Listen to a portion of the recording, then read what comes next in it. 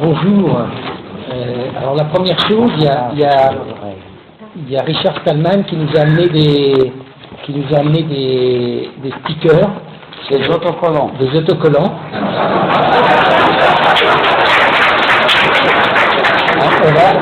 On va les faire passer.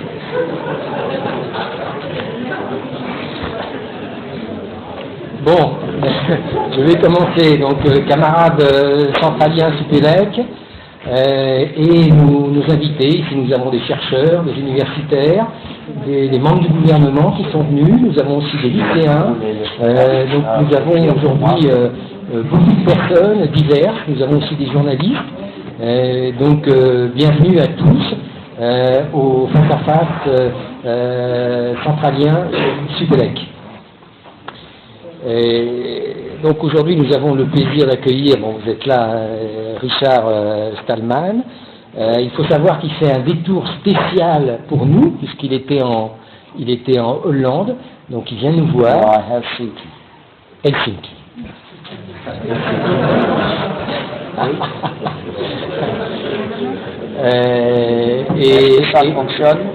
Et donc il a pu concrétiser un certain nombre de rendez-vous aujourd'hui. Et grâce à sa venue, il y a Madame Axel Lemaire qui aura le plaisir de le recevoir cet après-midi. Et tout ça grâce à notre camarade, c'est Patrick Ayer qui a tout organisé. Vous pouvez le remercier.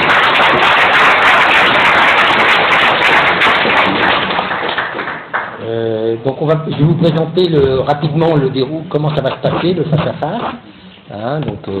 C'est Richard Stallman, mais une première petite partie, c'est le baromètre centralien Supélec, c'est un baromètre, notre baromètre des dirigeants centraliens Supélec, sur comment on voit évoluer l'économie française aujourd'hui. Ça va prendre une petite minute avant de... Ensuite, je présenterai l'intervenant très brièvement, et on vous présentera aussi des réponses à un sondage qu'on a fait sur la relation entre les dirigeants centraliens Supélec et le logiciel libre, voir quelle est leur relation avec le logiciel libre. Voilà. Donc voilà un petit peu après Richard Stallman, questions-réponses à la fin. Voilà, très brièvement. Donc maintenant je vais passer la parole à Pablo Santamaria de Fomitel, qui va rapidement nous présenter le baromètre centralien Supélec. Voilà. Donc on va aller très vite, pour essayer de gagner un petit peu de temps. Alors pour rassurer quand même Richard, le baromètre qu'on présente, c'est des charlettes qui tournent sur un torcade, il y a un petit peu de libre là-dedans. Et donc on pose 4 questions pour essayer de suivre la confiance dans l'industrie qui sont: quelle est ta confiance dans ton avis personnel toi en tant qu'ingénieur? Première question. Secondement, l'évolution de ton entreprise dans le temps, l'industrie en France globalement. Troisième point, et la France contre le reste du monde. Donc on a remis ici le petit graphique précédent, on voit pas le changement fondamental. La grosse surprise qui se continue de vague en vague, c'est l'importance sur la première barre du 57% de camarades qui disent finalement je suis assez incertain sur mon avenir. Donc quand on prend ces questions et qu'on essaie de les traduire en indicateurs, j'ai toujours peur en ce moment quand on fait tourner de nouvelles vagues, de dire qu'est-ce qui se passe, est-ce que ça va s'écrouler ou pas.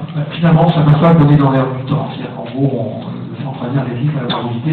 On a même la surprise de voir l'évolution d'entreprise repasser un petit peu en tête, sans que ce soit des évolutions énormes, mais bon, ça ne s'écoule pas.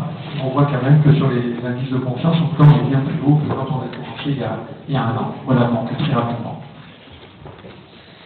Merci Pablo. Donc je vais présenter brièvement Richard. Donc il est membre de l'Internet Hall of Fame, panthéon vivant de l'Internet. Richard Stallman a lancé le mouvement des logiciels libres en 1983 et le développement du système d'exploitation libre GNU, l'ai-je bien prononcé, en 1984. Aujourd'hui, la combinaison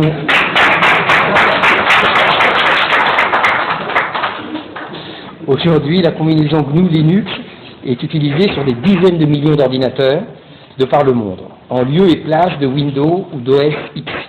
Il s'agit de logiciels libres que chaque utilisateur a le droit d'utiliser, copier, modifier et redistribuer.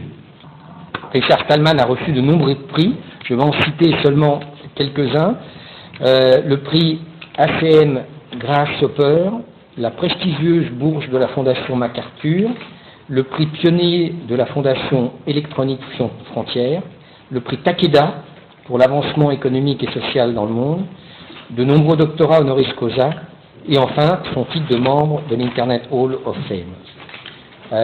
Voilà, maintenant, avant de prendre la parole, on a fait un petit sondage auprès des dirigeants centrales Supélec pour voir leur relation avec le logiciel libre en France. Donc on va voir, c'est intéressant pour voir un peu ce rapidement, 3 slides. Il y avait une première question sur ton entreprise par rapport au logiciel libre, comment ça se passe. Donc on a une majorité significative à 58% qui dit oui, ma boîte tente de privilégier les logiciels libres. Par contre, derrière, quand on regarde qu'est-ce qui se passe concrètement dans l'action, on dévoile très vite, puisqu'on voit qu'il n'y a que 36% des entreprises qui achètent des logiciels libres, 33% seulement qui en vendent, et puis on tombe même à moins de 20% quand il s'agit de participer à des événements. Donc ce n'est pas les entreprises du logiciel libre, c'est les grosses, moins grosses entreprises en France vis-à-vis du logiciel libre. Alors, si vous voulez rejeter Richard sur cette question, ce qu'on ne voit pas sur le graphique, c'est qu'il y a eu beaucoup de non-réponses à cette question. Ce qui veut dire qu'il y a plein de centraliens ou de Supélec qui ne savent même pas qu'est-ce que leur entreprise fait ou pas pour le logiciel libre. Donc ensuite, on avait une autre question sur qu'est-ce que tu fais, toi, quelle est ta position personnelle vis-à-vis du logiciel libre. Donc là, plus doucement. On a une barre, oui, sorry. Non, j'entends. Oui, j'entends. Donc là, on a une barre énorme de 96% des répondants qui disent oui, personnellement, je pense qu'il faut faire diffuser, qu'il faut se battre pour le logiciel libre. Bon, c'est aussi des gens qui, en parallèle, avaient décidé de s'inscrire à cette manifestation, donc quelque part, ils étaient quand même un petit peu concernés. Mais on tombe très très vite aussi, de manière encore plus brutale que sur l'entreprise, quand on décide de passer à l'action. C'est tout le monde qui va voir, il faut y aller, mais il y en a quelques 10% qui participent à des événements ou des congrès dans le logiciel libre, ce qui est quand même pas beaucoup. Et moi j'étais surpris qu'il y ait moins de participants, parce que finalement c'est quand même plus facile de venir écouter Richard que de passer ses nuits à programmer pour le livre. Donc là c'est l'inverse qui se passe. Et puis une double question qu'on posait, quelles sont à mon avis les qualités, les plus du logiciel libre et les moins des logiciels libres. Donc là on a des avis très tranchés, avec trois consensus très forts sur l'ouverture de l'éditeur pour faire passer des nouvelles suggestions, le coût évidemment 95%, et l'évolutivité qui est encore à 83%.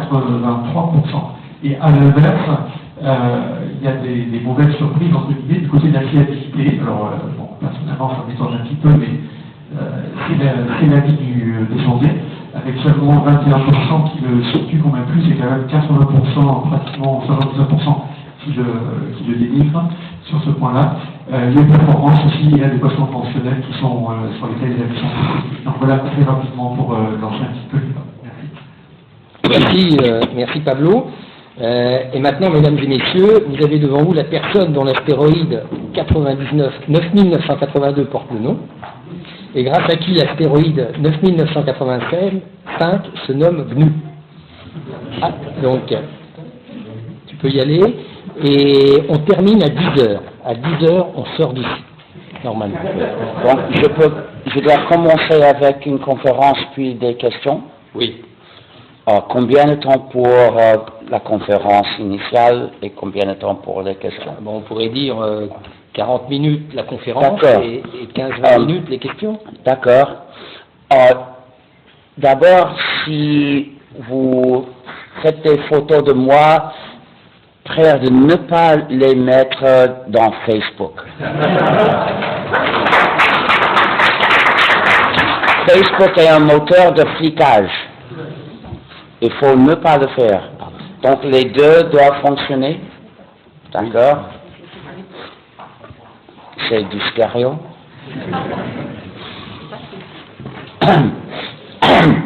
Et quant aux enregistrements, il faut les diffuser uniquement dans les formats favorables au logiciel libre, c'est-à-dire les formats OGG ou le format WebM. Pas dans les formats MP quoi que ce soit, surtout pas dans Flash, pas dans YouTube. Et avec la licence Creative Commons non dérivée, parce que c'est une présentation de mon point de vue. Que signifie donc le logiciel libre? Je peux présenter le logiciel libre en 3 mots. Liberté, égalité, fraternité.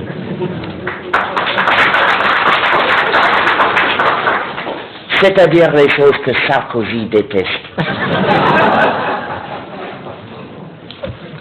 Liberté parce que chaque utilisateur est libre d'utiliser, de changer et d'adapter le programme en solitude ou en combinaison avec les autres. Égalité parce que à travers le logiciel libre, personne ne soumet à personne. Personne n'a de pouvoir sur personne à travers un programme libre. Et fraternité parce que nous encourageons la coopération entre les utilisateurs. C'est donc la manière éthique et juste de distribuer un programme. Parce qu'il s'agit de la manière de distribution du programme, pas du code. Ce n'est pas une question technique. Il ne s'agit pas des fonctionnalités du programme, ni de comment il marche, ni de comment ils ont écrit le code. Ce sont des questions techniques, des choses à part. C'est une question de respecter ou ne pas respecter les droits de l'homme des utilisateurs. N'importe quel programme peut être distribué comme du logiciel libre ou comme du logiciel privateur, c'est-à-dire qui prive aux utilisateurs de leurs droits de l'homme. Et parfois, le même code se distribue de 2 manières en même temps. C'est une question éthique, sociale et politique, pas technique. Donc n'importe qui peut la comprendre. Pas besoin d'être programmeur, d'être un informaticien.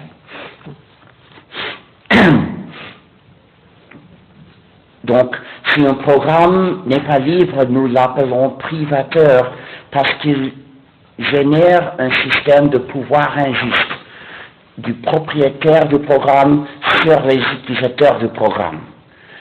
C'est un joug. C'est une injustice. Un programme, le logiciel privateur ne doit pas exister. Et son existence est un problème social qu'il faut corriger. Donc j'ai essayé de remplacer les programmes privateurs très utilisés et essentiels par des remplacements libres pour libérer les utilisateurs. L'avancement éthique est plus important que l'avancement technique. Notre société fait trop d'emphase sur l'innovation technique. Les innovations peuvent être bonnes ou mauvaises, selon les détails. La démocratie, une fois, était une innovation. La tyrannie était une fois une innovation. Si tu choisis dans ta vie les innovations à utiliser, nous pouvons supposer que tu choisisses les innovations commodes et bonnes et pas les mauvaises. Mais aujourd'hui, ce sont les entreprises qui décident les combinaisons d'innovations à offrir aux gens. Donc, le choix des innovations à utiliser n'est pas libre pour les utilisateurs. Si l'on accepte cette fonctionnalité commode, il faut accepter le flicage, le pouvoir, l'injustice, n'importe quoi, que l'entreprise a décidé de lier avec la fonctionnalité commode. Moi, je juge que les questions éthiques sont les plus importantes, donc je rejette les fonctionnalités commodes liées avec l'injustice, le flicage, etc., le pouvoir injuste d'un programme privateur, et je les rejette. Il faut les rejeter, il faut exiger que les programmes que nous utilisons soient libres. Mais en le pratique, que signifie, quels sont les critères pour un programme libre? Pour qu'un programme soit libre, il faut que les utilisateurs aient le contrôle du programme. Ce qui requiert les 4 libertés essentielles. La liberté 0 est celle d'exécuter le programme comme tu veux, pour n'importe quel but. Il y a beaucoup de programmes privateurs qui n'autorisent pas l'exécution comme tu veux. Il y a aussi la liberté numéro 1 qui est celle d'étudier le code source du programme et de le changer de manière que le programme fonctionne pour toi comme tu veux et fasse ton informatique comme tu veux. Avec ces 2 libertés, chaque utilisateur a le contrôle séparé du programme. Mais le contrôle séparé ne suffit pas parce que la grande majorité des utilisateurs ne savent pas programmer. Ils ne savent pas exercer la liberté numéro 1. Donc, donner uniquement les 2 premières libertés essentielles, l'utilisateur pas informaticien n'a pas vraiment du contrôle. Mais même pour un programmeur comme moi, le contrôle séparé ne suffit pas. N'importe qui sait étudier le code source des milliers de programmes qu'il utilise, ni écrire seul tous les changements qu'il désire.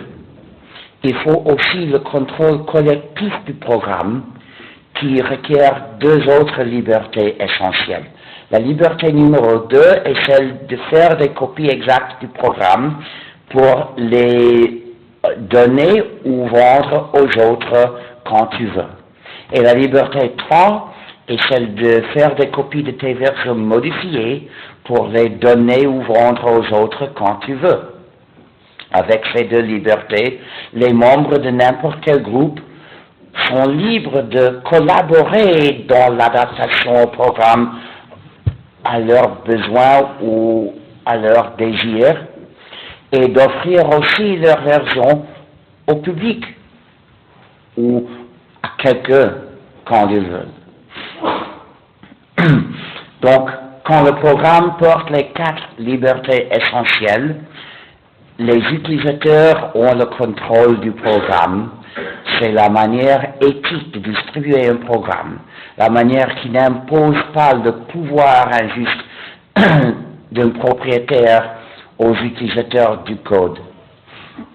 Mais si une des libertés essentielles manque ou est insuffisante, les utilisateurs n'ont pas le contrôle du programme, donc c'est le programme qui a le contrôle des utilisateurs et le propriétaire qui a le contrôle du programme. Donc ce programme est un joug pour le pouvoir du propriétaire sur les utilisateurs. Voici le pouvoir injuste.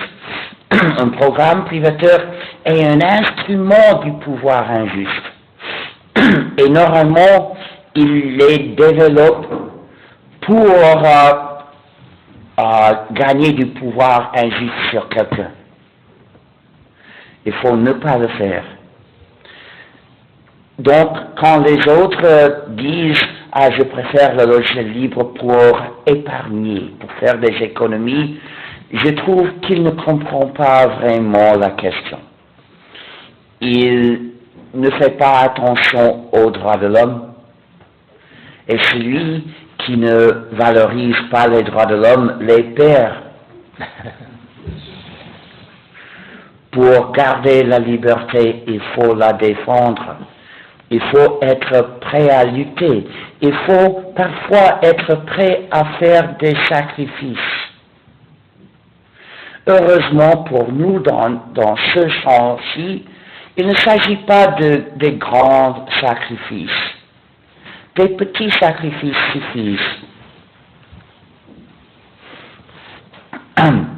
Mais aujourd'hui, avec l'injustice du logiciel privateur, d'habitude va autre injustice, l'injustice du malware.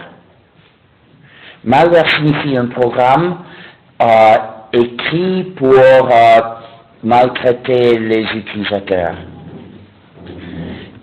Que font, et souvent on parle du malware en visant uniquement les virus. Et qu'est-ce que c'est que la différence entre le virus et la virus? Je ne pouvais pas résister. Mais en vérité, des produits logiciels peuvent être également malware. Et aujourd'hui, c'est commun. C'est le cas normal chez les programmes privateurs d'être malware, de contenir des fonctionnalités malveillantes. Et qu'est-ce qu'elles font? Il y a des fonctionnalités de flicage,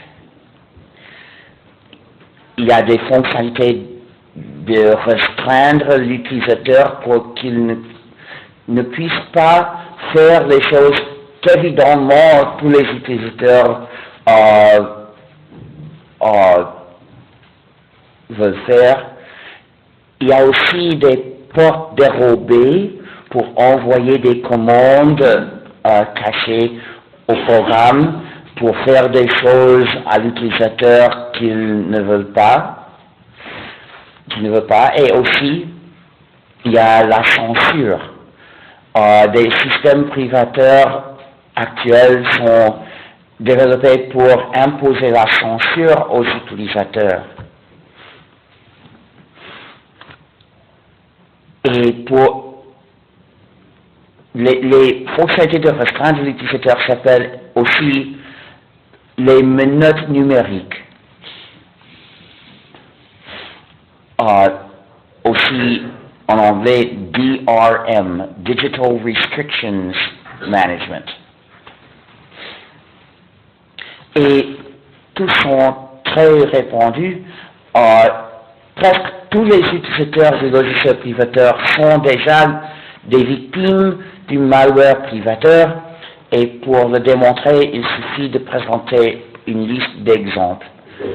Un paquet privateur qui fait tous les 4 formes du malveillant, que tu connais peut-être de nom, s'appelle Microsoft Windows.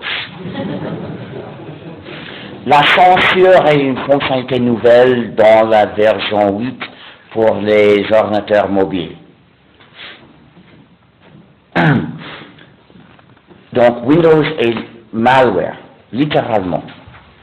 D'habitude, les informaticiens le disaient comme exagération. Mais maintenant, c'est vrai littéralement. Mais aussi,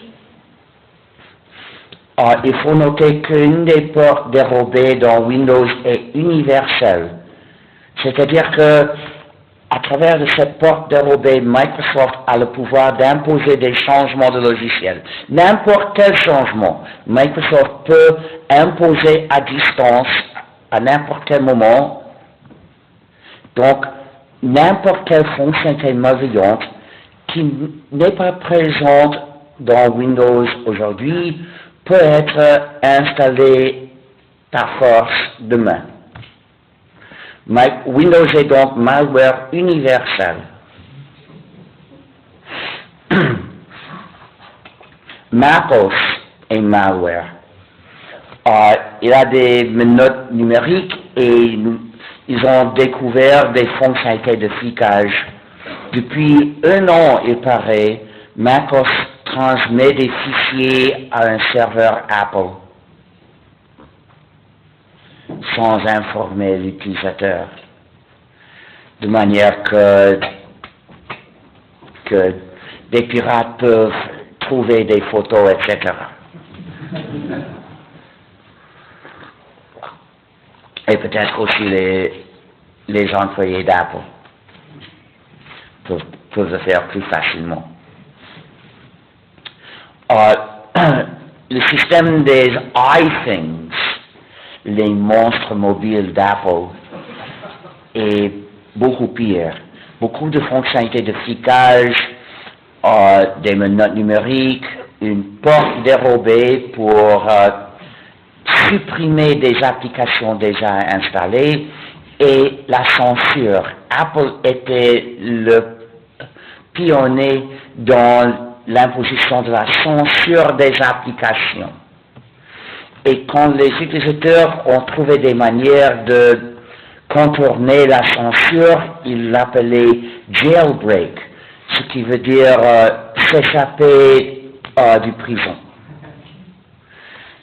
Ce qui reconnaît que ces ordinateurs sont construits comme des prisons pour l'utilisateur.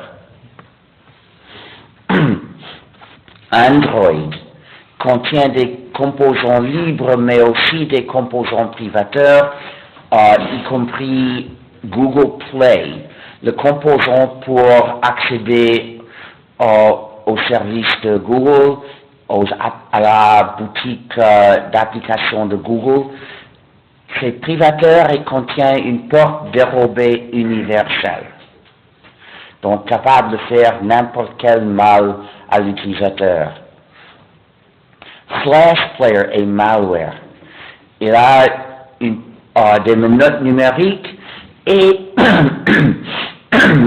une fonctionnalité de flicage pour les sites web. Flash Player est gratuit, mais pas libre.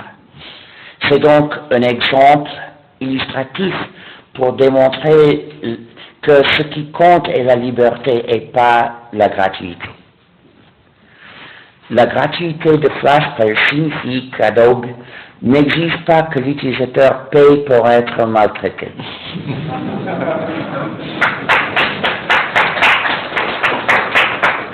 Angry Birds est malware. Il transmet des données de géolocalisation aux entreprises. Le logiciel du swindle d'Amazon est malware. Le swindle d'Amazon et son lecteur de livres numériques, swindle n'est pas son nom officiel. Swindle signifie escroquerie. Et c'est le nom approprié de ce produit parce qu'il il fait l'escroquerie des libertés traditionnelles des lecteurs. Par exemple, la liberté d'acquérir un livre à l'anonymat payant en liquide, impossible chez Amazon. Amazon exige que l'utilisateur s'identifie et gère une grande base de données avec tous les livres que chaque utilisateur a lus. Il faut ne pas tolérer l'existence d'une telle base de données. Vendre des livres et garder les noms des livres que chacun a achetés doit être illégal pour protéger les droits de l'homme.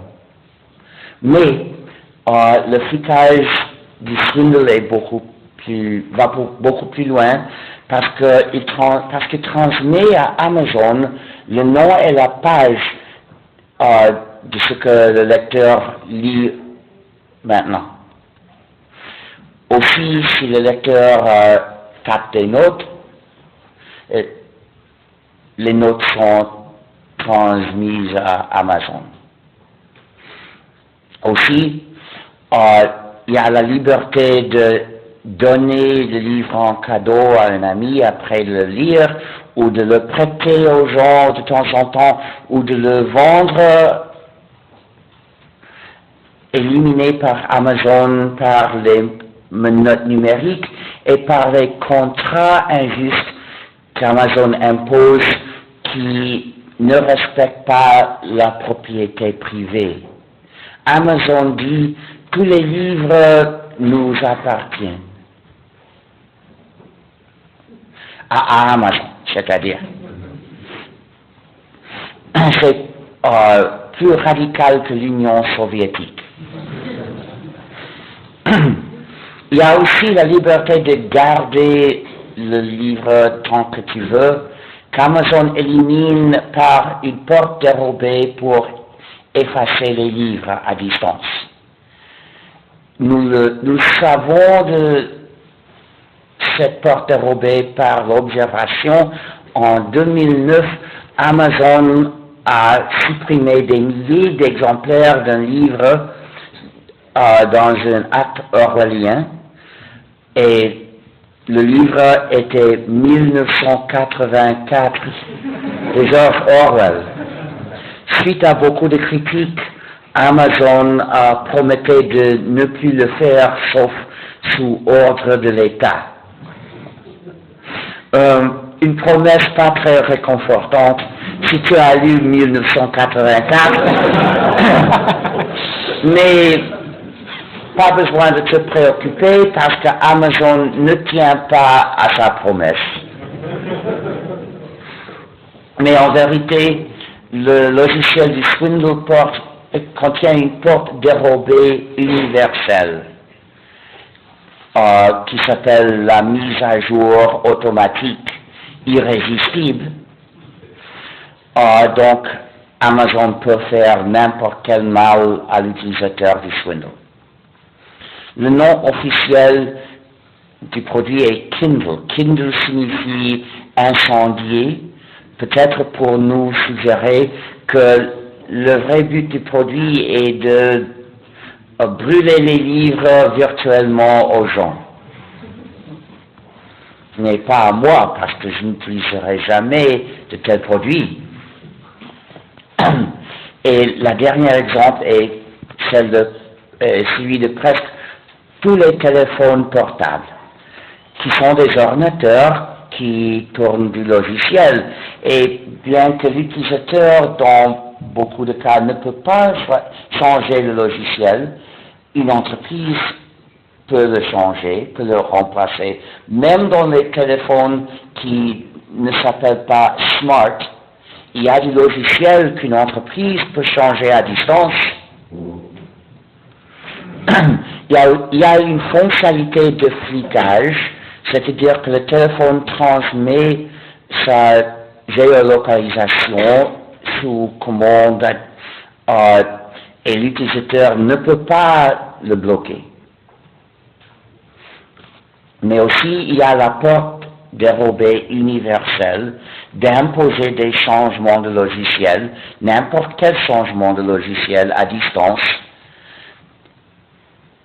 Et cette porte dérobée a été employée pour convertir des téléphones en dispositifs d'écoute, qui écoutent toute la conversation, tout le temps, et la transmet, que ce soit activé ou arrêté, parce qu'en vérité, avec ce changement, le téléphone ne s'arrête pas. Il fait semblant de s'arrêter pendant qu'il continue d'écouter et de transmettre. La seule manière de l'empêcher est de lui ôter toutes les batteries. Pas seulement la grande batterie. Il faut ôter toutes les batteries. Enlever toutes les batteries. Y compris les batteries qui ne s'enlèvent pas. Donc, à cause de ces deux fonctionnalités malveillantes, j'appelle les téléphones portables la rêve de Staline. Et je refuse d'en porter un. Je refuse de porter toujours un dispositif qui dit à Big Brother où je vais et ce que je dis. C'est une injustice, c'est tyrannique. Il faut le rejeter. Et moi, je fais mon devoir. Je vois que les téléphones portables sont très commodes, mais il y a des choses si mauvaises qu'il faut ne pas les accepter. Bon, voici pourquoi le logiciel privateur est injuste de deux manières. Injuste de deux manières. La manière de distribution soumet l'utilisateur au pouvoir injuste du propriétaire, et puis le propriétaire ressent toujours la tentation d'introduire, de profiter de son pouvoir injuste en imposant aux utilisateurs des fonctionnalités malveillantes. Et la coutume actuelle est de céder à cette tentation. Les standards éthiques du champ informatique sont nuls. Ce n'était pas comme ça il y a 30 ans. Il y a 30 ans, le logiciel privateur était injuste, mais au moins les développeurs normalement étaient honnêtes. Normalement, les programmes privateurs ne contenaient pas des fonctionnalités malveillantes. Aujourd'hui, leur présence est normale. Il faut s'attendre la présence des fonctionnalités malveillantes dans un produit privateur. Donc les deux injustices vont normalement ensemble. Le logiciel privateur, c'est une question de la manière de distribution du programme, pas de son code. Le malware est une question de son code, de que fait le code. Donc, en principe, complètement indépendant, mais en pratique, les deux injustices vont ensemble. Il faut donc rejeter le logiciel privateur, il faut l'éliminer. D'abord, nous devons nous échapper du logiciel privateur, et c'est pour ça que nous avons construit le système d'exploitation GNU, pour avoir un lieu où nous échapper. Donc nous avons bâti le monde libre dans l'informatique. Dans mon ordinateur, je n'ai pas de logiciel privateur. Le système est libre, le BIOS est libre, les applications sont libres, les drivers sont libres. Il n'y a pas de... Et le système, dans mon système, je n'ai installé aucun firmware privateur. C'est libre à tout niveau. C'est pour ça que nous devons lutter. Mais vraiment, le but est la libération du monde informatique. Pas seulement de quelques-uns. Tout utilisateur mérite les droits de l'homme. Mais il y a beaucoup de pression sociale. Les entreprises savent gérer l'effet du réseau. Ils savent recruter des utilisateurs pour pressionner les autres utilisateurs. Les membres de la famille disent « prêts de communiquer avec moi par Skype ». C'est un programme privateur avec des fonctionnalités malveillantes. Il faut le refuser. Surtout Skype. Parce que si tu utilises Skype, tu pressionnes à quelqu'un d'autre à utiliser Skype. C'est pour ça donc que je refuse de l'utiliser.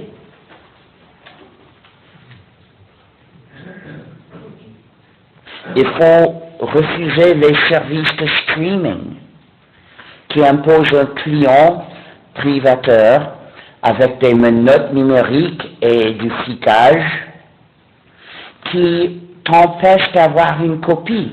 Si tu n'as pas de copie de l'œuvre, tu ne peux pas le prêter aux autres, tu ne peux pas le partager avec les autres. C'est-à-dire, tu deviens mauvais. Les utilisateurs de Spotify et de Netflix sont des mauvais gens. L'utilisation de ces programmes rend les gens mauvais. Il faut le refuser.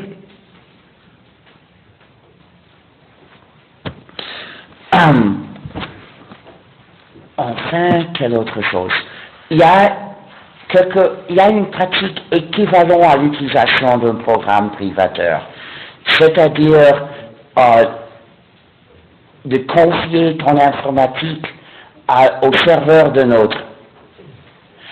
Maintenant, il y a des services qui offrent de faire ton informatique à toi ou l'informatique de ton entreprise dans le serveur de nôtre. Et en le faisant, tu perds ou l'entreprise perd le contrôle de cette informatique. C'est donc la même injustice que celle d'un programme privateur. Il faut le refuser. Mais c'est encore pire, parce que pour utiliser ce service, il faut lui transmettre toutes les données pertinentes au commencement. Comme ça, c'est efficace. Le serveur accumule les données des utilisateurs. Mais c'est encore pire. J'ai expliqué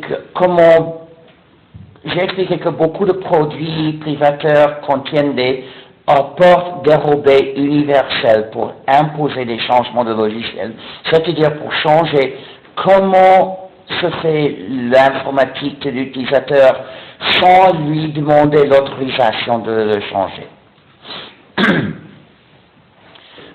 Avec ces services, le propriétaire du serveur peut à n'importe quel moment changer le logiciel, c'est-à-dire remplacer les programmes par d'autres programmes ou ajouter d'autres programmes pour faire autre chose.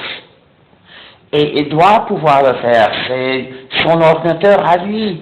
Il doit pouvoir avoir le droit de changer le logiciel dans le serveur, mais quand il le fait, il change comment se fait l'informatique de l'utilisateur sans lui demander l'autorisation de le changer. Donc, le logiciel qui tourne dans le serveur d'un autre est l'équivalent d'un programme privateur qui fait du flicage et contient une porte dérobée universelle, c'est-à-dire du malware privateur. Il faut donc refuser de confier ton informatique au serveur d'un autre. Peut-être si c'est ton ami, tu peux le lui confier. Mais une entreprise, bien sûr que non. Que fera l'entreprise pour protéger ta vie privée contre l'État ou contre l'NSA?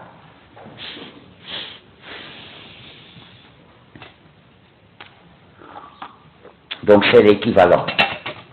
Beaucoup de sites web transmettent des programmes aux visiteurs.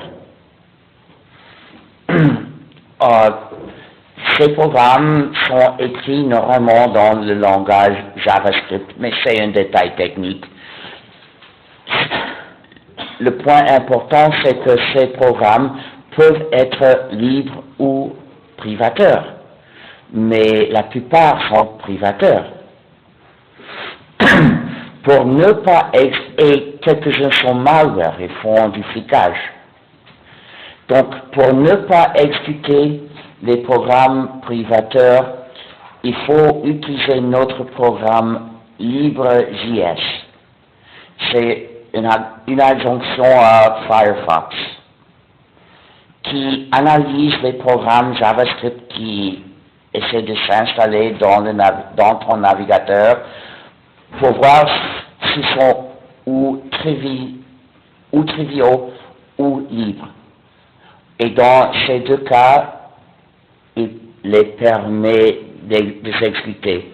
Mais dans le cas où le programme n'est ni trivial ni libre, LibreJS le bloque et t'avertit dans l'écran. Cette page contient du code JavaScript privateur et cherche aussi dans les pages des adresses ou numéros possibles pour te plaindre à la gestion du site. L'étape la plus difficile de te plaindre à la gestion, c'est de trouver comment et où. LibreJS le fait pour toi. Pour faciliter l'envoi des plaintes, c'est très important d'envoyer les plaintes. Enfin, il faut dans ton site web, dans le site web d'une entreprise, il faut mettre des licences libres sur les programmes JavaScript. Ou mieux encore, il faut que le site fonctionne sans exécuter le code JavaScript. Il faut faire attention à rendre possible l'utilisation du site sans exécuter localement des programmes envoyés par des autres, parce que c'est une pratique dangereuse. Il y a pas seulement le flicage, mais aussi les programmes JavaScript d'attaque à l'utilisateur pour prendre d'autres informations privées.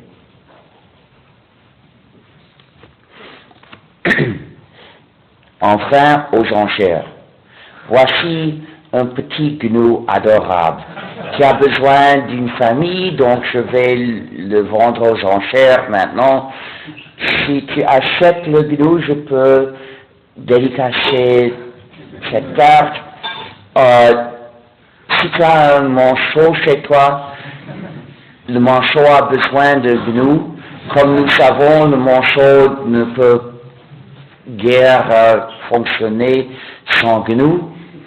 Nous pouvons accepter paiement en liquide ou par carte bancaire si elle peut faire des achats par téléphone des achats internationaux par téléphone et par Bitcoin si tu as une machine avec laquelle faire ici le paiement. Quand tu offres près d'agiter la main et de crier le prix que tu enchéris, parce que je suis dur d'oreille. Il faut vraiment crier. Et je commence par le prix normal de 20 €. Est-ce que j'ai 20 €? C'est pour la fondation de logiciels libres. 30, 40, 50, est-ce que j'ai 100? Est-ce que j'ai 110? 110, est-ce que j'ai 120? Est-ce que j'ai 120 € pour ce petit gnou adorable? Est-ce que j'ai 120 à l'FSF pour lutter pour la liberté? 120? 120? J'ai 130, est-ce que j'ai 140? Est-ce que j'ai 140 pour les droits de l'homme dans l'information? Combien? J'ai 150, est-ce que j'ai 160? J'ai 160, est-ce que j'ai 170? 170, est-ce que vous enchérissez? J'ai 160, est-ce que j'ai 170?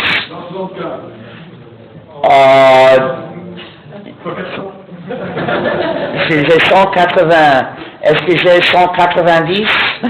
Est-ce que j'ai 190? 190, quelqu'un pour ce petit gnou adorable? 190 pour protéger les droits de l'homme? 190, quelqu'un? 190, dernière opportunité? 190, j'ai 180... Non, au moins 10. Oh, j'ai 200. Est-ce que j'ai 220? Il faut économiser du temps. Est-ce que j'ai 220? 220 pour ce petit gnou adorable. 220 pour protéger les droits de l'homme. Dernière opportunité pour offrir 220 ou plus. 220 ou plus. 1, 2, 3. Vendu pour 200.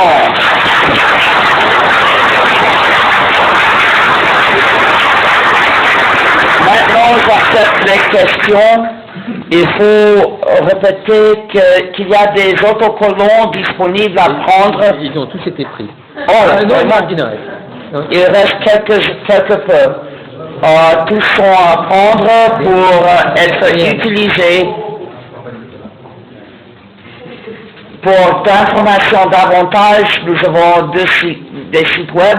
Il y a gnu.org, c'est gnu.org. Il y a aussi fsf.org. Il y a aussi, il y a quelques-uns de plus. Les autocollants iBed.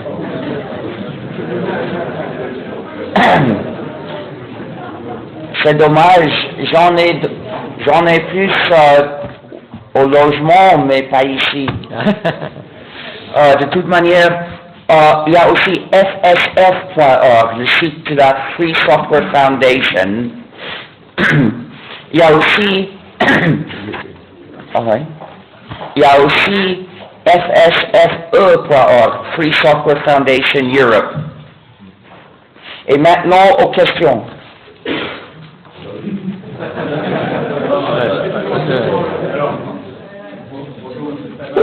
Merci beaucoup d'être venu nous expliquer tout ça, c'est très instructif.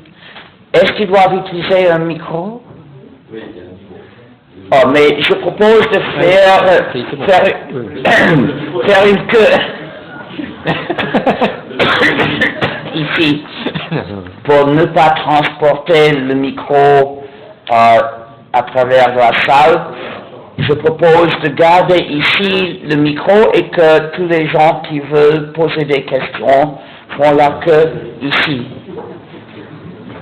C'est plus efficace et plus juste.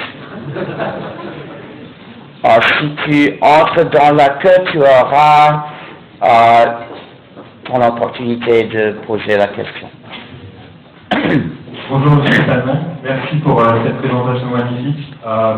Moi je vais vous poser une question justement par rapport... Brièvement, par rapport à Firefox qui a décidé d'implémenter les DRM. Brièvement. Ok, pourquoi... Direct à la question. Que pensez-vous du fait que Mozilla, la fondation Mozilla implémente les DRM dans Firefox?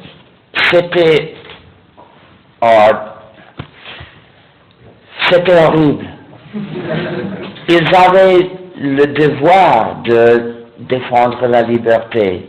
Ils ont cédé à l'ennemi. Ils ont rendu un point fort. Mais il faut toujours lutter. Nous ne nous rendrons jamais à la DRM.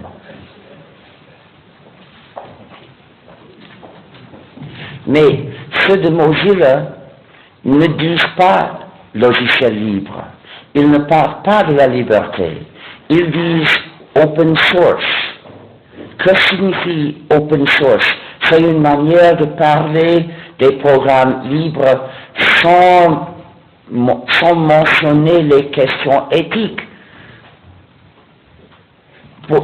C'est une manière d'éviter les questions profondes et de mettre l'emphase uniquement sur les questions pratiques. Donc, c'est une philosophie faible. Bonjour, vous n'avez pas du tout parlé du logiciel enfoui, c'est-à-dire maintenant va être dans les voitures, va être dans les box, dans les sites internet, etc.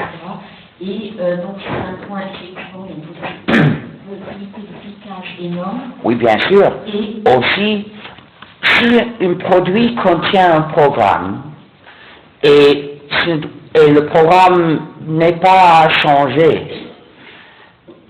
l'utilisateur ne peut pas savoir si le produit contient un programme ou pas. En ce cas, pas besoin d'y faire attention. Mais si le programme est fait pour être changé, voici un ordinateur qui tourne un logiciel. Donc il faut y faire attention. Il faut que ce programme soit libre. Donc il y a deux choix éthiques. Les programmes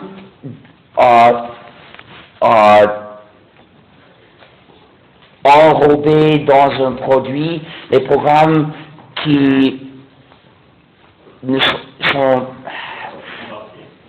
les programmes, mais ne pas conçus pour être changés, qu'on peut traiter comme du support physique. Et les programmes conçus pour être changés, qu'il faut traiter de logiciel. qui doivent être libres. C'est pas toujours facile de savoir quand on fait une voiture. Oui, mais si le fabricant pense changer le logiciel, vous devez pouvoir changer le logiciel. Si le fabricant ne pense pas changer ce logiciel, il peut, c'est-à-dire que le fabricant le traite comme du support physique.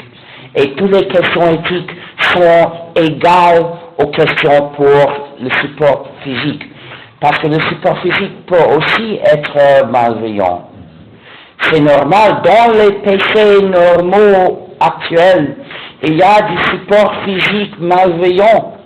Il y a une fonctionnalité d'encryptation du vidéo entre le processeur et l'écran. Seulement pour restreindre l'utilisateur, il s'appelle HDCP, du hardware malveillant. Il y a d'autres aussi. On peut plus regarder la télévision sans. Je n'entends pas les mots que vous dites. Je suis dur d'oreille. Mon problème est de reconnaître les consonnes. Pardon. Donc aujourd'hui, on ne peut plus regarder la télévision pratiquement en HD, sans câble HDMI qui contient HDCP. Oui, c'est injuste. Je n'ai pas de câble. Mais les programmes, pour la plupart, sont des ordures. Prochaine? Non, il n'y a pas de temps. C'est dommage, je voudrais bien répondre à plus de questions, mais il n'y a pas de temps. Tu peux te remettre dans la queue. Pensez-vous qu'il y a un avenir pour le langage Python? Je ne sais pas. Je ne l'utilise pas, mais ce n'est pas une critique. Donc, prochaine question. Bonjour, vous avez parlé tout à l'heure de streaming. Je n'entends pas. Vous avez parlé tout à l'heure des streaming. Oui. De streaming. Les services de streaming. Le streaming en soi n'est pas mauvais. On peut faire du streaming d'une vidéo avec du logiciel libre de manière que les spectateurs peuvent le regarder avec du logiciel libre. Pourquoi pas? Mais les services comme Spotify et Netflix sont des injustices. Et donc, est-ce que vous pensez que c'est normal qu'il y ait de la privation, puisqu'il y a derrière le fichier... Il y a des quoi? De la privation. Vous parlez tout à l'heure de privation. Est-ce que vous pensez que je n'entends pas les consonnes. De la privation. Privation de quoi? Eh bien, des fichiers. Est-ce que vous parlez que c'est pas normal qu'on ne peut pas obtenir une copie? Oui. Est-ce que vous pensez que c'est plutôt normal de ne pas obtenir une copie? Puisque derrière ce fichier, il y a des milliers de gens qui ont travaillé et qui ont été... Ça ne change rien. La liberté de partager est essentielle. Il faut éliminer n'importe quelle loi, n'importe quel système visé à empêcher le partage entre les gens. Et il faut rejeter le logiciel privateur. Uniquement le logiciel privateur, qui est toujours injuste, est capable d'imposer l'interdiction aux utilisateurs. C'est parce que celui qui veut nous interdire par des moyens techniques a besoin d'exercer du pouvoir sur nous. Donc uniquement un programme privateur peut lui servir. Un programme que nous pouvons changer ne sert pas pour nous interdire. Donc, ceux qui veulent nous imposer des injustices à travers du logiciel doivent utiliser le logiciel privateur qui est autre injustice. Mais pourquoi est-ce qu'il faut pour être libre de partager? Parce que partager est bon, c'est la conduite des amis, mais aussi partager avec le public, même avec les inconnus, est très très utile. Donc il faut ne pas les interdire. Il y a d'autres manières plus justes de financer les artistes. Le système du droit d'auteur actuel finance plutôt les entreprises qui maltraitent d'habitude les artistes, sauf les stars. Ils traitent très bien les stars comme des exemples. Et ils présentent les stars qui disent « Donnez-nous plus de pouvoir du droit d'auteur » pendant que les mêmes entreprises font mal aux autres artistes moins connus, pas célèbres. Donc, je rejette complètement l'idée d'interdire le partage, et en tout cas, je n'accepterai jamais un programme privateur. Donc, s'ils utilisent des programmes privateurs pour la distribution des œuvres, je ne les accepterai pas dans mon ordinateur, et donc, les copies que j'aurai seront les copies que je peux avoir sans expliquer ces programmes. Les œuvres que je regarderai seront les œuvres disponibles sans expliquer les programmes privateurs. J'achète des disques au magasin, mais je n'écouterai rien par Spotify, même pas dans l'ordinateur d'un autre. J'ai refusé. Il y a 2 jours, quelqu'un voulait me montrer un morceau par Spotify. Je lui ai dit non. Je refuse d'utiliser Spotify, même par l'ordinateur d'un autre. Une amie m'a invité à regarder avec elle un film par Netflix. J'aurais fait dans un disque DVD, dans sa machine, parce que moi, je n'ai pas le programme interdit pour désencrypter le vidéo d'un DVD, mais si elle l'avait dans son ordinateur, je ne refusais pas. Mais par Netflix, non, parce que le problème des minutes numériques de streaming, c'est que nous ne pouvons pas envisager de la rompre techniquement, parce qu'ils ont le pouvoir de le remplacer à n'importe quel moment. Dans 5 minutes, ils peuvent imposer un autre système d'encryptation. Et donc, rompre l'encryptation ne sert à rien. Donc, pour nous libérer, il faut rejeter les services de streaming. La question porte sur les entreprises, la manière dont les informaticiens peuvent gagner leur vie. Ils ont déjà leur vie. Oui, On ne gagne pas la vie. Je rejette cette gagner de l'argent, oui. D'abord, il y a quelque chose de très important. Gagner de l'argent n'est pas mauvais en soi. Le désir de gagner de l'argent n'est pas injuste en soi, mais ne justifie pas. Je cherche la liste que j'ai écrite. J'ai écrit une liste de manière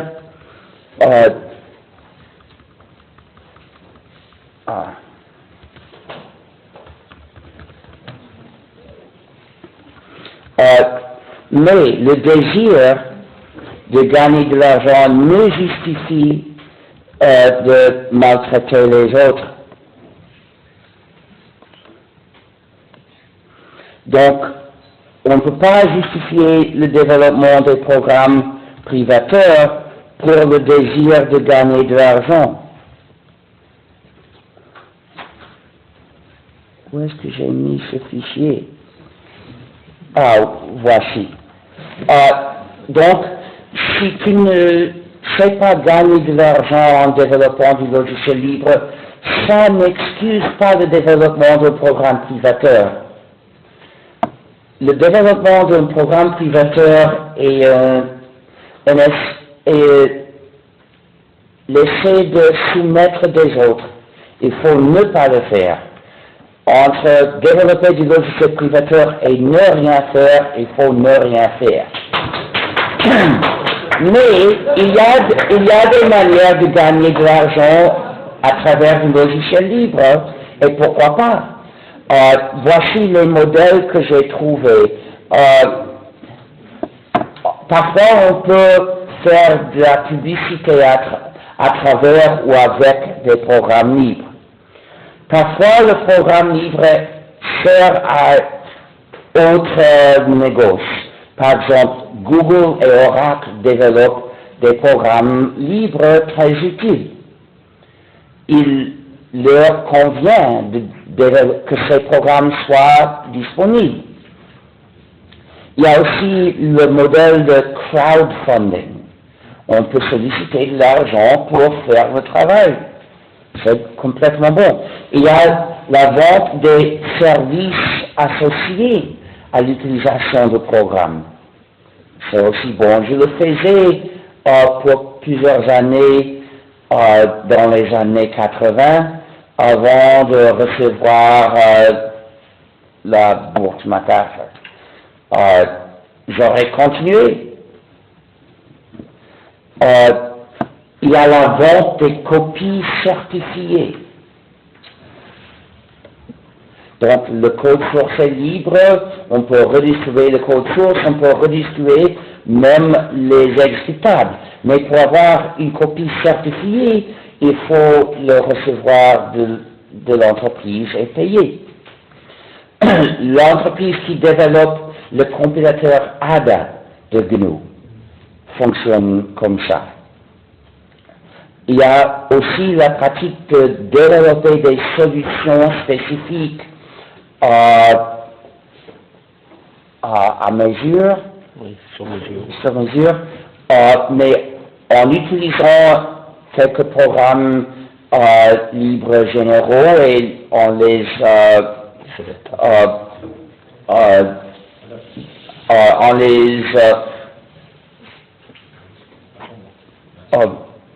développons généralement en même temps. Il y a aussi beaucoup de fonds gouvernementaux pour le développement de logiciels. Les États devraient exiger que le résultat soit libre. Il y a le développement des solutions informatiques pour les agences publiques. Il y a aussi le but de créer un standard pour qu'une interface devienne le standard. Il est très utile de publier une implémentation. Il y a aussi les développeurs qui gagnent assez d'argent par des donations des utilisateurs. Par exemple, le développeur d'un programme LilyPond, c'est un paquet GNU pour éditer des partitions. Pas très utile aux entreprises, mais il reçoit assez de donations des utilisateurs.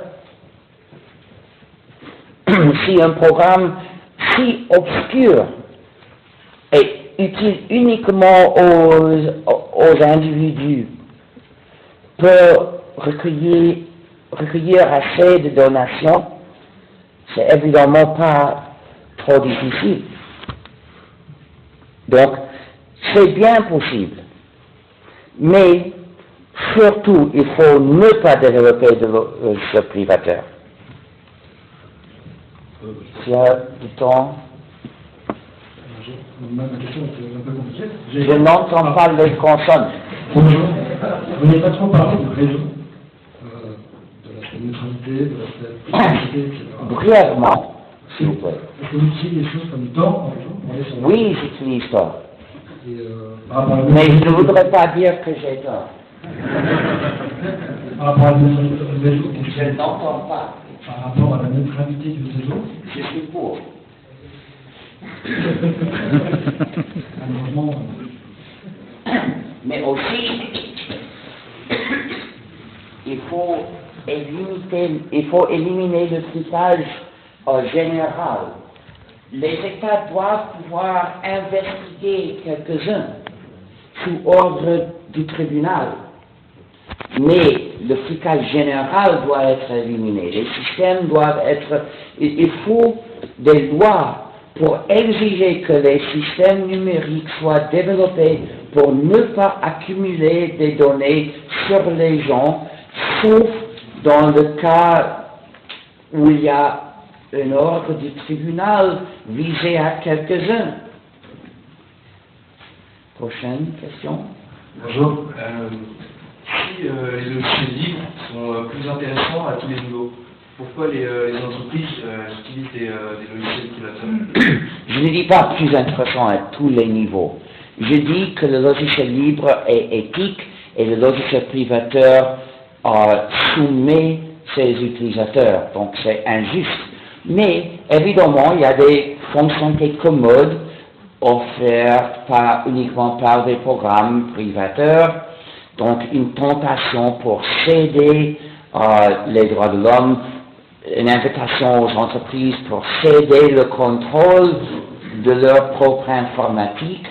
C'est fou de l'accepter, mais il y a beaucoup de fous, il y a beaucoup qui pensent au court terme, qui pensent uniquement au superficiel. Il y a aussi l'effet, en anglais, network effect. Je ne sais pas si ça se traduit littéralement. Effet réseau. Si les autres l'utilisent, il est commode de l'utiliser. Donc, si beaucoup utilisent un système privateur, il est plus commode d'utiliser le même système. Mais moi, si les autres se plongent sur un... j'ai oublié le mot, cliff, comment dit-on cliff? Si les autres se plongent par une falaise, moi je ne les suis pas. Mais il y a aussi le problème que beaucoup d'écoles enseignent le logiciel privateur. Les écoles ne doivent jamais enseigner un programme privateur parce que c'est de semer la dépendance envers quelqu'un. Ça va à l'encontre de la mission sociale de l'école.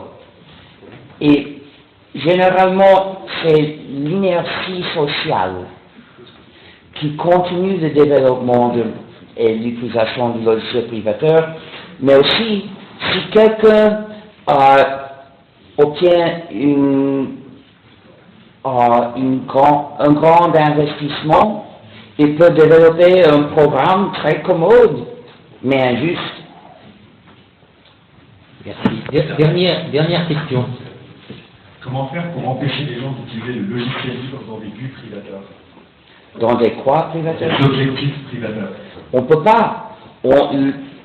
peut pas utiliser les licences des logiciels pour restreindre la conduite des utilisateurs.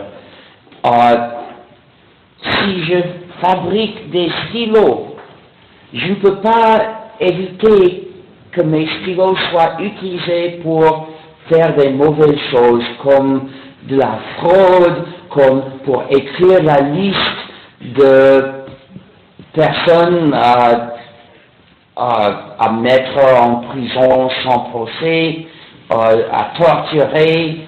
Si je vendais des stylos aux États-Unis, ils pourraient être utilisés ainsi. Mais je ne peux pas l'éviter en mettant des licences d'utilisation sur les stylos. Merci beaucoup.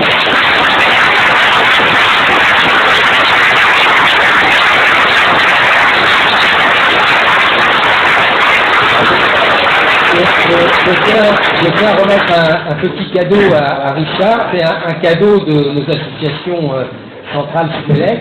Alors c'est un cadeau qui ne porte pas de logo. Pas de logo. Hein, parce que il ne veut pas. Mais et alors il y a un petit dessin. C'est pas une astéroïde. Hein, c'est pas un astéroïde. C'est une étoile. Voilà. Je ne prends pas des stéroïdes.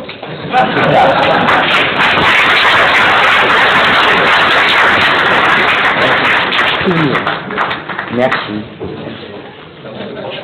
Oui, peut-être le prochain face-à-face, on aura le plaisir d'accueillir un ingénieur et un ambassadeur. C'est le seul qu'on ait en France, le seul ambassadeur. qui est ambassadeur au Moyen-Orient et qui est de notre école, Centrale Supélec, et donc il viendra nous parler de comment aider au mieux les entreprises au Moyen-Orient en étant ambassadeur et ingénieur. Voilà, ce sera le 8 décembre. À bientôt, merci beaucoup. Ce matin, j'ai inventé un calembour. J'achète uniquement les thés qui ne se dégradent pas parce qu'ils sont détestables.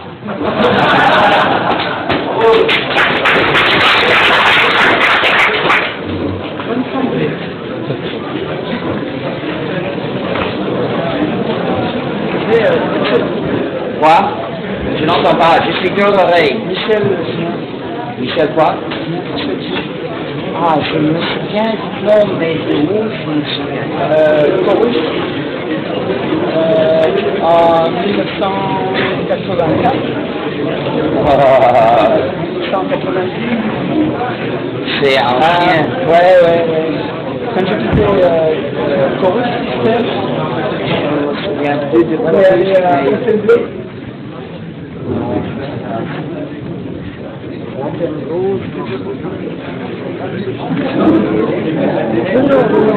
Une ancienne qui vient souvent après. D'accord. Et là, aujourd'hui, Exact, c'est vrai? Et le GNU, l'acheteur du GNU. Oui, mais il faut écrire tous les données sur le papier et me montrer tous les deux. Et je garde le papier. Il faut mettre aussi un numéro ou une adresse du papier.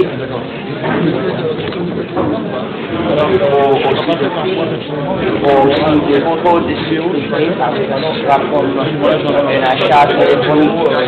Ah oui, ouais.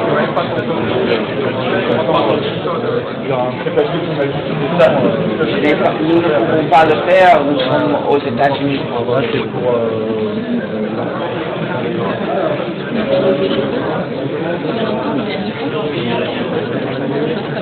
Et Charles, est-ce que ça vous a amusé cet échange avec les Centraliens? Oui. Pourquoi? Je ne sais pas. Pour moi, faire des conférences est un plaisir. Il n'y a pas de différence entre un public d'ingénieurs et un... Non. Parce que les questions ne sont pas techniques. Je ne traite jamais des sujets techniques dans mes conférences. Donc c'est de la philosophie. Bien sûr. J'ai une autre question. J'aurais aimé vous poser une autre question. Vous posez le problème du pouvoir des entreprises sur les logiciels et sur la liberté des utilisateurs. Mais que pensez-vous du modèle d'entreprise allemand, autrichien, suisse, où les utilisateurs, les clients, les collectivités locales, les banques, les actionnaires et les salariés ont droit de citer, ont droit d'élire le conseil d'administration, par exemple. Un peu comme on élit le maire d'une ville. Je n'ai pas compris. Mais je crois que c'est une autre question. Oui. Je ne crois pas que ça ait quelque chose à voir avec le logiciel libre. Oui, est-ce qu'on pourrait imaginer que les utilisateurs de Facebook aient le droit de voter comme les actionnaires pour désigner le PDG? Je ne suffit pas. Moi, je veux décider seul. Je veux pouvoir décider seul ce que fasse mon ordinateur. D'accord. Cette décision n'a rien à voir avec les autres. D'accord. Moi, je dois pouvoir changer le logiciel que j'exécute. D'accord. Mais le fait que les... Je n'ai pas le droit de changer le logiciel que vous exécutez. D'accord, mais... Et vous n'avez pas de droit. C'est trop fait comme contrôle des utilisateurs. C'est indirect. Je ne sais pas, PDG, c'est quoi? C'est le CEO, Je ne sais pas. Parce que ils seront sous le, je ne sais pas le dire en français, sous la vigie des besoins du profit de l'entreprise.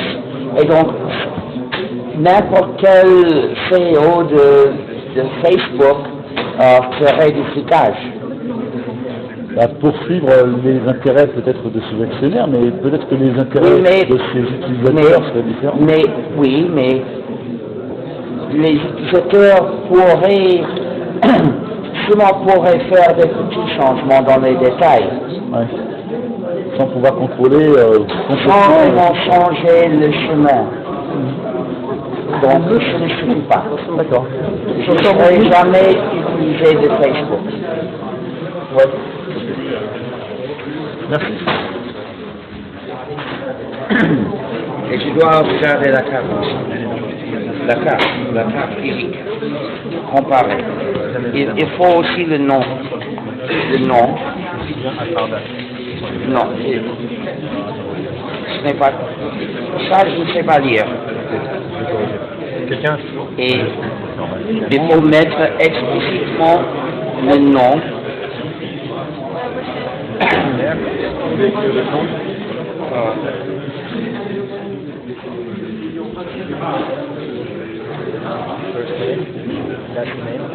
Yeah.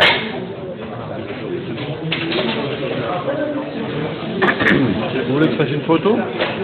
Pas vraiment. Ah, de nous deux, oui. Avec nous. Non, avec nous, la carte bancaire. Non, pas vraiment. Pour Twitter, hein, chaque chose. Je voulais que vous me preniez en photo avec moi, par contre. Avec le gnou, oui, avec le gnou. Voilà.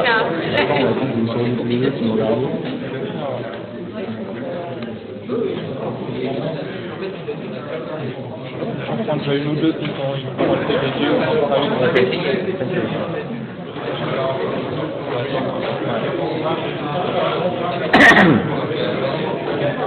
Est-ce que vous voulez changer le genou?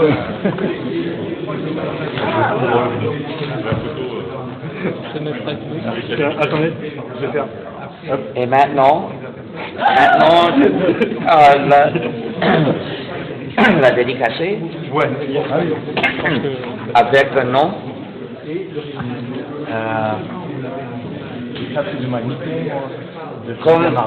Comme vous voudriez. Julien. D'accord. Julien Mardal.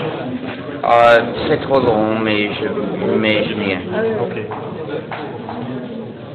Alias Yash. Yash Mardal. On peut télécharger GNU? Oui. Ah oui. Regardez gnu.org/distros. Et est-ce que c'est une alternative? Non. Non. Mais quand il s'agit des faits actuels, oui, c'est une alternative. Et il y a des alternatives privateurs aussi. Mais dans le but, notre but n'est pas d'être une alternative. Notre but est d'éliminer le logiciel privateur. C'est un business model. Non. Comme j'ai dit, il y a plusieurs modèles de négoce pour le logiciel libre.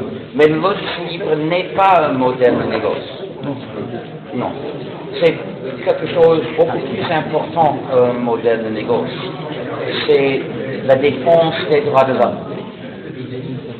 Qu'est-ce que vous voudriez voir libéré en priorité? Un logiciel qui est dans les mains de tous les utilisateurs comme celui de notre téléphone, ou un logiciel comme par exemple celui qui contrôle des rames de métro ou un aéroport? Surtout celui que les gens utilisent. D'abord celui que les gens utilisent? Bien sûr, pour donner la liberté aux gens. Et est-ce que vous pensez quand même qu'il faudrait que les gens puissent avoir un droit de regard sur des logiciels qu'ils utilisent, puissent regarder les logiciels qu'ils utilisent indirectement, comme par exemple celui qui Non, pilote ils leur ne train, l'utilisent non? pas indirectement. Non, mais c'est le métro qui utilise ce programme. D'accord, donc C'est donc le métro qui doit avoir le contrôle de ce programme. D'accord. Si le programme qui s'utilise pour le contrôle du métro est privateur, c'est une injustice envers le métro. Mais pas envers nous. Si on utilise le mode avion, Le quoi? le mode avion sur le portable. Oui, mais en ce cas, pourquoi avoir la fonctionnalité de communication téléphonique? Moi, j'ai l'équivalent ici, mais c'est plus commode.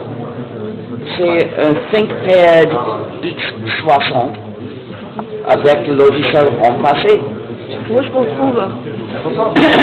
Il y a une entreprise qui s'appelle GlugGlug qui les vend. G-L-U-G-L-U-G. Mais je viens de recevoir la triste nouvelle que très peu maintenant sont disponibles. Ça pose le problème. Ça pose le problème de savoir comment justement. Oui, c'est vrai. C'est vrai. C'est un problème. Nous essayons de proposer la disponibilité des ordinateurs nouveaux, libres, mais c'est difficile parce que les fabricants des puces les fabriquent de manière à exiger du logiciel privateur qui est aussi malveillante. Je ne vois pas. C'est quoi?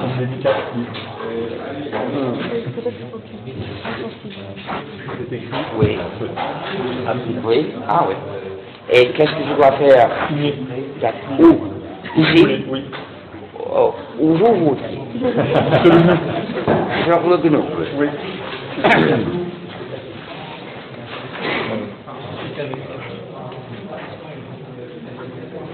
Et alors les big defenders? Est-ce que c'est une interview? Ah non, non, non. Moi, en fait, je suis en train de... Il faut l'étirer.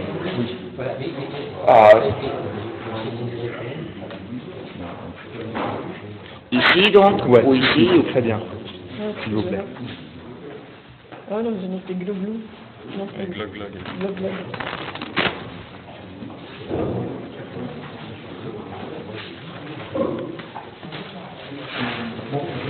C'est indélébile?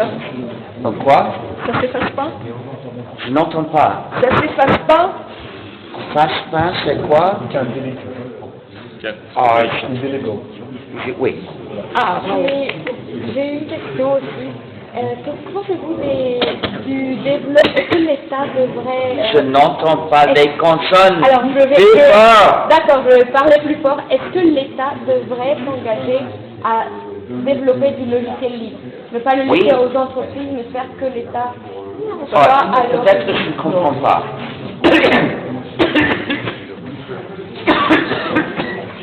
Est-ce que vous pensez que l'État doit développer du logiciel libre et faire une politique? Je ne comprends pas bien. Do you think that the legal countries should make that a law and enable that? What exactly? Why exactly? Develop open source software. I don't do open source. I'm not for open source. Sorry, free software. Logiciel libre. Mais c'est ambigu, c'est trop ambigu. Pour voir ce que nous proposons, il y a une page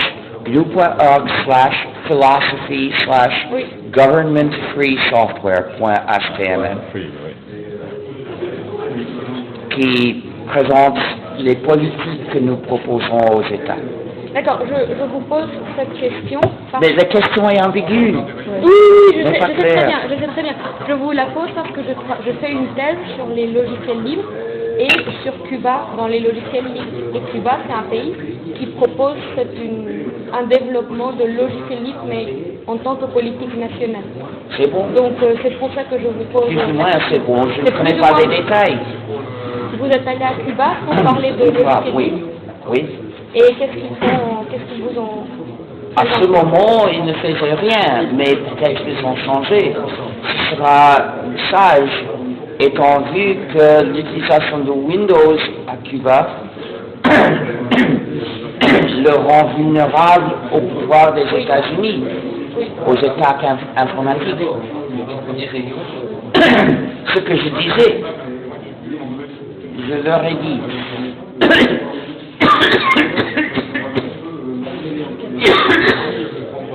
Mais à Cuba, à cette époque, tout le monde utilisait des copies pas autorisées de Windows en pensant c'est bon parce que nous ne devons pas payer, Microsoft ne nous peut pas demander faire un procès ici. Mais ils ne reconnaissaient pas que Microsoft avait du pouvoir sur eux. Maintenant, peut-être, ils le reconnaissent. Oui. Et ils sont en train C'est de du progrès, donc. Oui. C'est bon, je suis content. Évidemment, l'État cubain ne respecte pas les droits de l'homme. Oui, c'est pour ça que je vous pose la question.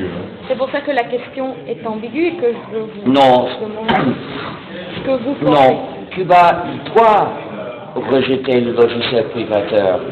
Que Microsoft et le gouvernement des États-Unis aient du pouvoir sur Cuba ne corrige rien. C'est seulement une injustice en plus. D'accord. Si on n'utilise pas le système avec flicage, comment il vous flique? Quoi? Si on enlève tous les flicages, s'ils peuvent pas fliquer, ça devient suspect. Comment il vous flique alors, vous? Ah, je ne sais pas. Je suppose qu'il me flique comme il flique à tout le monde. Et si vous n'utilisez rien de ce qui est avec Je prends des billets d'avion. Quand je voyage par train, je prends des billets sans mon nom. Mais qu'est-ce qu'ils savent? Les recettes médicales, ils savent. C'est pas intéressant, c'est-à-dire que quand on donne l'information, quand on se fait aussi, fliquer, ils savent à qui j'envoie des courriers, même quand les courriers sont encryptés. Ils savent à qui je les envoie. En fait, ce qu'il y a, c'est que c'est injuste. On n'est pas suspect si on est fliqué. Je ne comprends pas. Quand on est... Vous dites quelque chose de manière indirecte, je ne comprends pas. Si on est fliqué, oui. On est bien? Non, c'est injuste. C'est injuste. Ah non, la démocratie n'est pas, le flicage général est incompatible avec la démocratie, donc c'est nocif. C'est nocif. Mais si on n'est pas fliqué, on devient suspect. Ce n'est pas mon problème. C'est le devoir de tout le monde de lutter contre le flicage général. Parce qu'il est, d'abord parce que nous avons le droit à la vie privée. Nous avons le droit à la communication sans révéler tout à l'État. Donc, cet argument est l'argument de l'intimidation. Donc, il faut ne pas céder à l'intimidation. Il faut lutter pour récupérer la vie privée, pour éliminer le flicage général et aussi pour que la démocratie perdure, parce que sans lanceur d'alerte, il n'y a pas de démocratie. Et avec le flicage général, il est trop dangereux d'être lanceur d'alerte. Donc, on perd la démocratie. Enfin, il faut éliminer le flicage général. Ça va changer dans quelques années? Je ne vois pas le futur parce que ça dépend de vous. Par rapport à Google, que pensez-vous de sociétés comme Google? Dans votre système, est-ce qu'il y a un moteur libre? Ça ne signifie rien. Un moteur de recherche n'est pas libre ni privateur. Cette question ne se pose pas. C'est incohérent. Google est un des principaux instruments de flicage. Oui, mais c'est autre chose, c'est autre question. C'est autre. Ah oui, il y en a. Par exemple. C'est ça la question. DuckDuckGo est un, il y a d'autres aussi. Mais le point, c'est que la question de libre ou privateur s'applique aux œuvres, pas aux services. Il y a d'autres questions éthiques pour les services. Liberté d'utiliser ta copie d'un service qui n'a pas de copie. La liberté de changer ta copie. Tu ne peux pas changer le serveur d'un autre et d'en distribuer des copies. Cette question ne se pose pas. Les quatre libertés essentielles pour qu'une œuvre soit libre ne s'appliquent pas aux services. Les questions éthiques pour les services sont d'autres.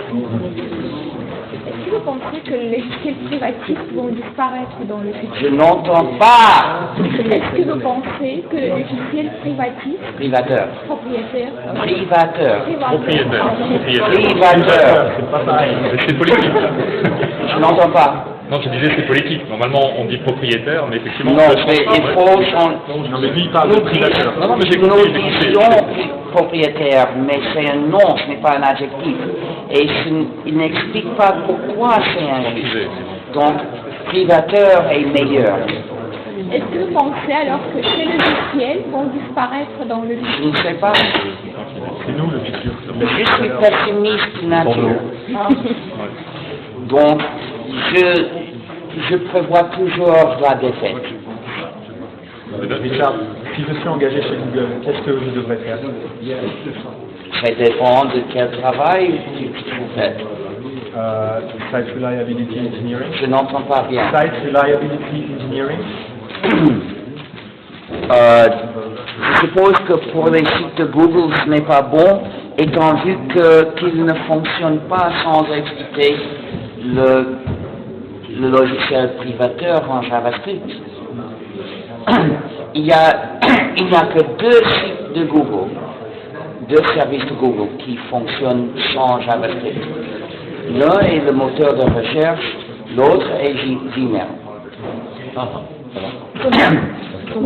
Mais donc, en tant qu'employé de Google, il faut pressionner pour faire fonctionner les sites sans JavaScript privateur.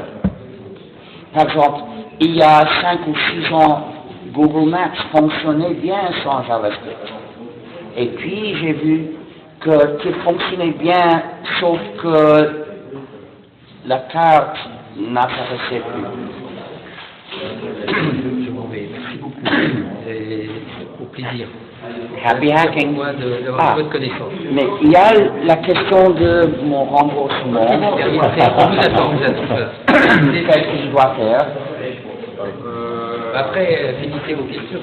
Ça devient une conversation privée, là.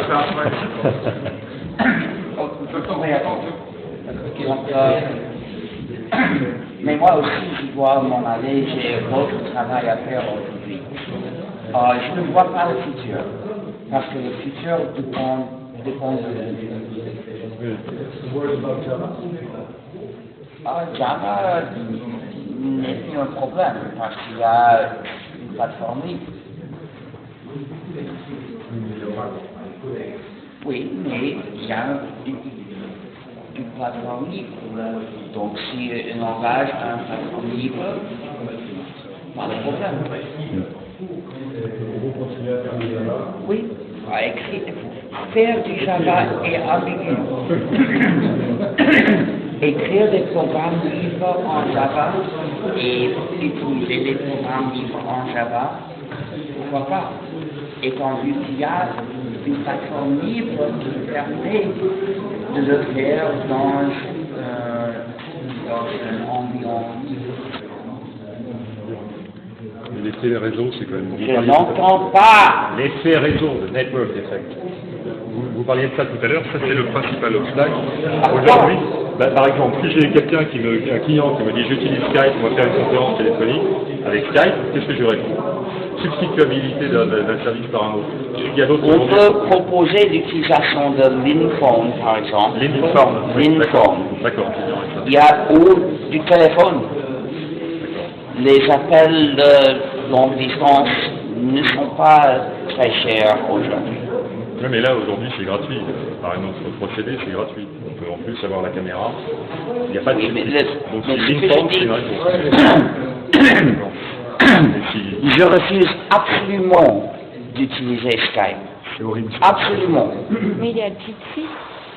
Je n'entends pas. Il y a Jitsi qui fonctionne. Oui, c'est libre aussi. C'est pareil que Skype, c'est gratuit. Pardon, quoi Jitsi. Par rapport à Android, On a quelle alternative? Il y a Replicant. Replicant? C'est une version modifiée libre d'Android. Mais le problème, c'est qu'il faut regarder notre page gnu.org/philosophy/Android and Users Freedom. HTML. Mode cyanogène. Non, ce n'est pas libre. Regardez la page.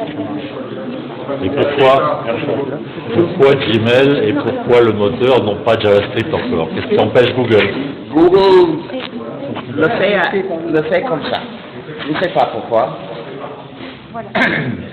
Et les anti-spyware, les Bitdefender. Je n'entends pas. Les Bitdefender, les antivirus. Je ne connais pas. Mais beaucoup de programmes antivirus sont privateurs. Donc je les rejette. Mais il y a beaucoup moins de virus chez GNU que chez Windows. Il faut télécharger GNU. Quelle distribution Linux vous recommandez? Il n'y a pas de distribution Linux. C'est injuste de dire. Linux est le noyau, et seulement le noyau. Linux ne fonctionne pas seul. Les distributions sont des distributions de GNU et Linux.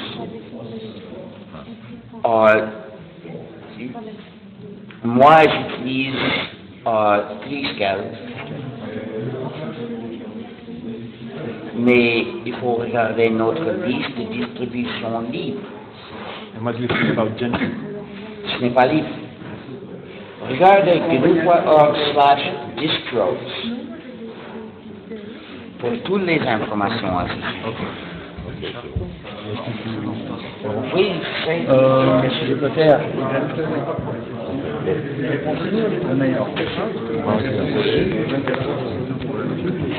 Merci beaucoup, monsieur. Au revoir.